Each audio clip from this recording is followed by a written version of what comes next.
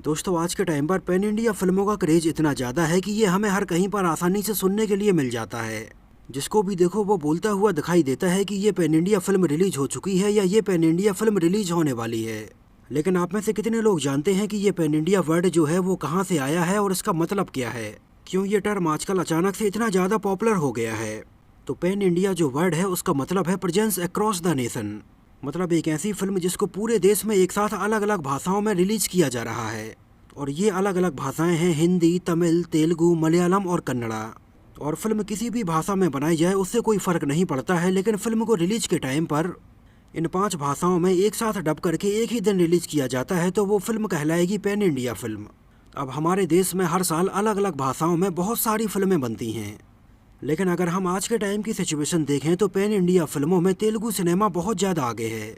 और तेलुगु सिनेमा में हमें पिछले कुछ सालों में Baahubali the beginning, Baahubali 2 the conclusion, Pushpa the rise और RRR जैसी कई बड़ी पैन इंडिया फिल्में देखने के लिए मिली हैं, जिन फिल्मों ने बॉक्स ऑफिस पर पिछले सारे रिकॉर्ड तोड़ते हुए नए रिकॉर्ड बनाए हैं।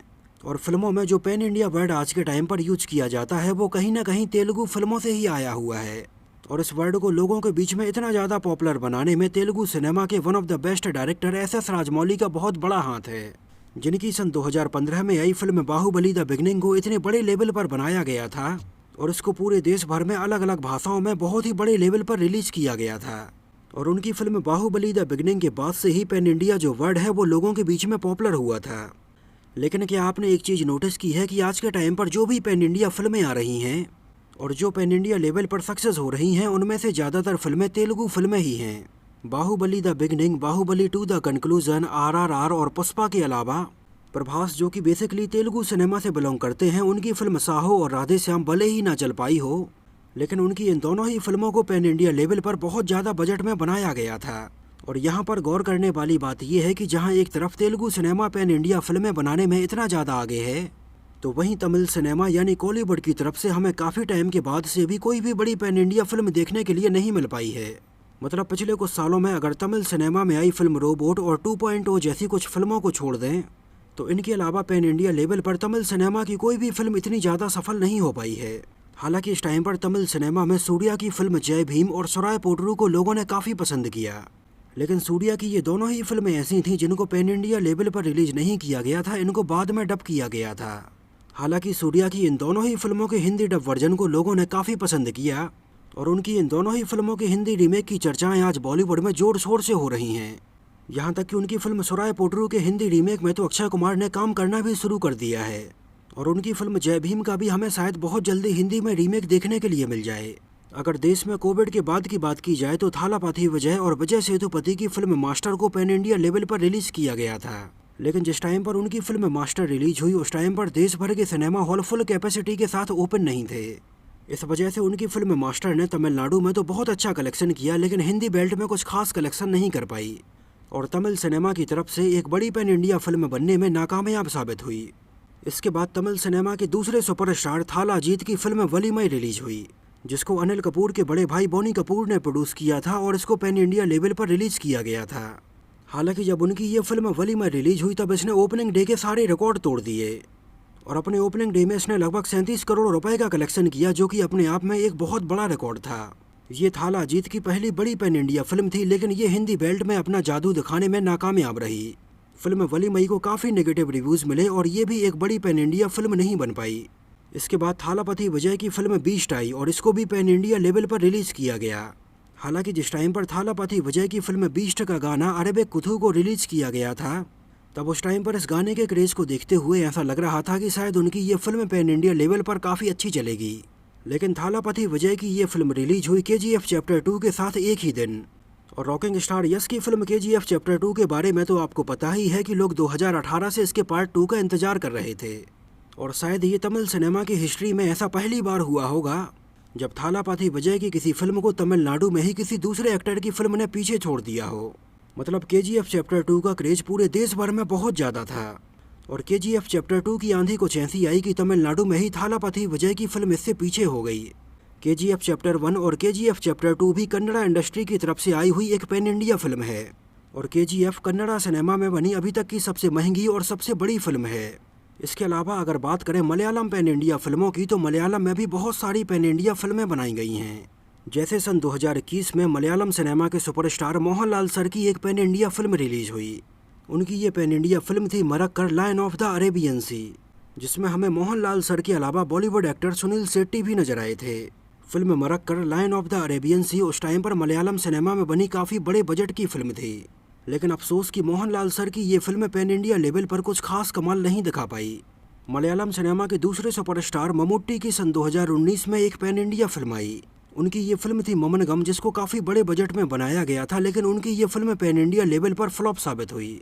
मतलब आज के टाइम पर अगर केवल तेलुगु और कन्नड़ा सिनेमा को छोड़ दिया जाए तो तमिल और मलयालम सिनेमा अभी तक हमें बाहुबली और केजीएफ जैसी फिल्म देने में नाकामयाब रहे हैं।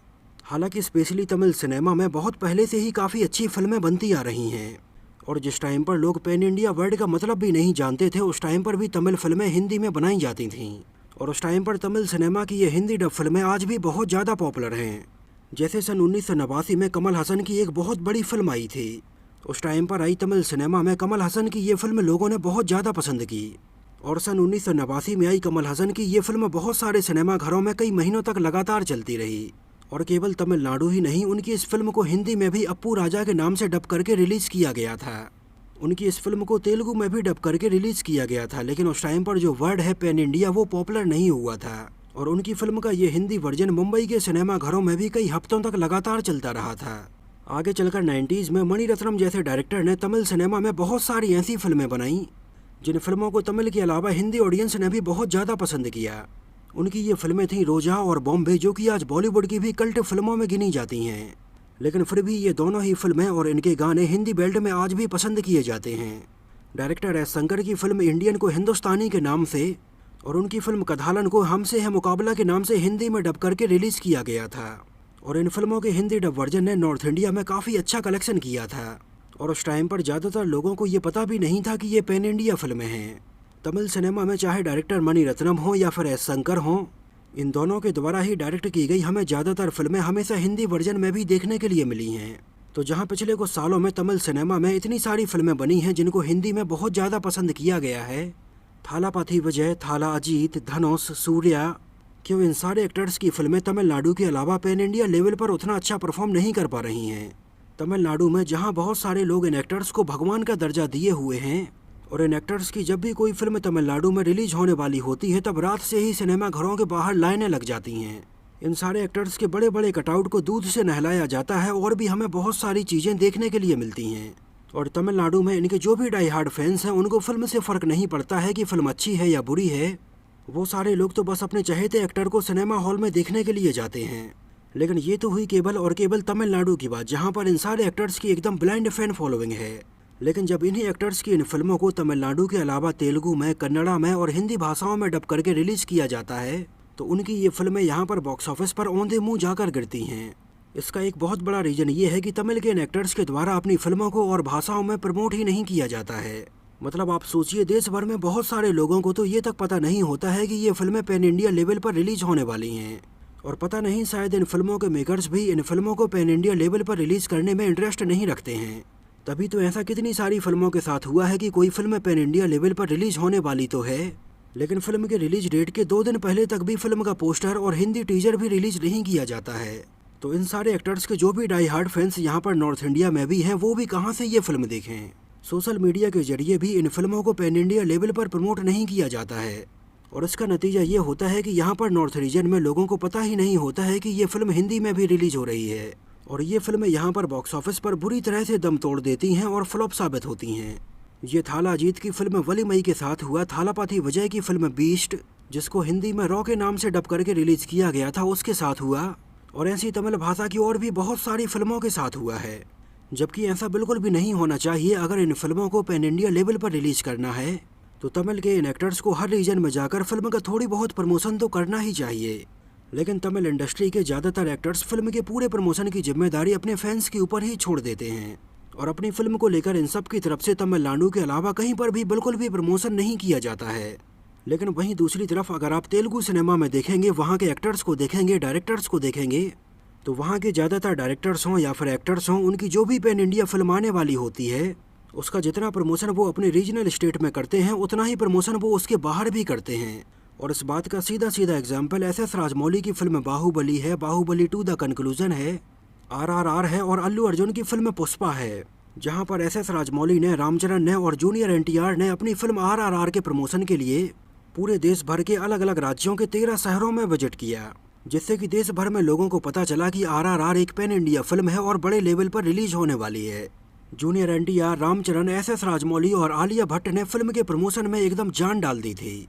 और यही एक रीजन है कि फिल्म RRR के बारे में देश भर में अलग अलग राज्यों में लोगों को पता चला और ये फिल्म लोगों ने पसंद की।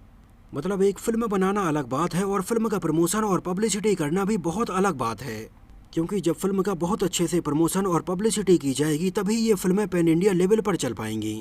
राधे श्याम और साहो जैसी फिल्मों को भी ले लो, जिन फिल्मों को बहुत बड़े बजट में बनाया गया था। भले ही ये फिल्में लोगों ने उतनी ज़्यादा पसंद ना की हों, लेकिन इनका प्रमोशन भी बहुत अच्छे से किया गया था। और यही एक रीजन है कि पैन इंडिया लेवल पर इन फिल्मों का प्रमोशन करने के बाद, क्रिटिक्स की तरफ से नेगेटिव रिव्यूज़ मिलने के बाद भी इन फिल्मों ने ठीक ठाक कलेक्शन कर लिया है। हालांकि तमिल सिनेमा में भी एक बहुत बड़ी पैन इंडिया फिल्म बन रही है। ये फिल्म है पुनियान सेल्वन, जिसको मणि रत्नम सर ही डायरेक्ट कर रहे हैं। और ये फिल्म भी पैन इंडिया लेवल पर बाहुबली, पुष्पा और KGF की तर्ज पर अलग अलग पार्ट में बनाई जा रही है। मणि रत्नम सर तमिल सिनेमा के एक जाने माने डायरेक्टर हैं, तो उनसे ये उम्मीदें हैं कि ये फिल्म बहुत अच्छी होगी। और हैरान कर देने वाली बात तो ये है कि फिल्म पुनियान सेल्वन के पार्ट 1 का बजट ही इतना ज़्यादा है जितने बजट में बाहुबली सीरीज की दोनों फिल्में बनकर कंप्लीट हो जाएंगी। फिल्म पुनियान सेल्वन में हमें चियान विक्रम, ऐश्वर्या राय, कार्थी और जयम रवि जैसे बहुत सारे तमिल एक्टर्स नजर आने वाले हैं। तो मुझे तो लगता है कि तमिल सिनेमा की तरफ से आने वाली यही बड़ी पैन इंडिया फिल्म हो सकती है, जो कि अकेले ही तेलुगु सिनेमा की इन बड़ी पैन इंडिया फिल्मों को टक्कर दे सकती है। आपका इस पूरे विषय के बारे में क्या कहना है? तमिल फिल्मों के बारे में आपका क्या कहना है? तमिल सिनेमा के एक्टर्स के बारे में आपका क्या कहना है? हमें कमेंट में ज़रूर बताना। और अगर ये वीडियो आपको पसंद आया हो, मेरी मेहनत आपको पसंद आई हो, तो इसको प्लीज़ लाइक करके मुझे इस बात का जवाब ज़रूर दीजिए। तो मिलते हैं किसी नए वीडियो में साउथ इंडियन फिल्म इंडस्ट्री से जुड़ी हुई कुछ और ऐसी ही इंटरेस्टिंग और रोचक बातों के साथ।